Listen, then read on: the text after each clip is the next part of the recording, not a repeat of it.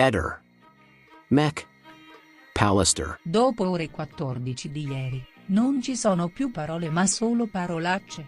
Cosa non si fa per il dio denaro?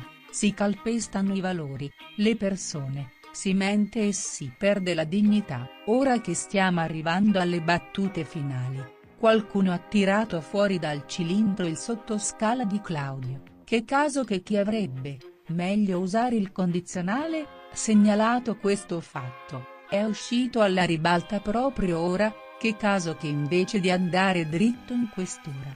Perché sarebbe di Trieste, si mette in contatto con chi? Con la criminologa che strilla ad ore 14, la stessa che fa?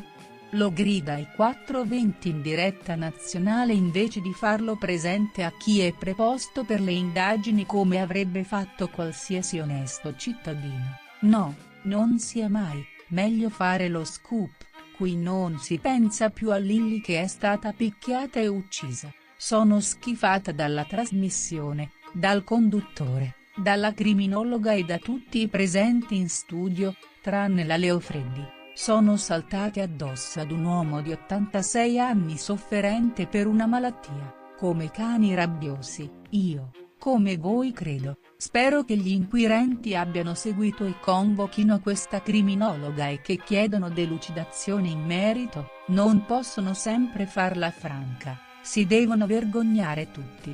Il marito che gongolava, gli è tornata la parlantina, dovrebbe nascondersi altro che andare per televisioni. Ecco perché le cose vanno male, perché in giro c'è gente così. Ora, mi sorge il dubbio che quella persona faccia parte della difesa di quel bruttone, ma non finirà come sperano. Da parte nostra, ci metteremo l'impegno, se fosse il caso ci organizzeremo per andare a Trieste a manifestare. Faremo tutto quel che è possibile per essere vicini alla famiglia Resinovic, vessata e presa in giro anche dalle istituzioni.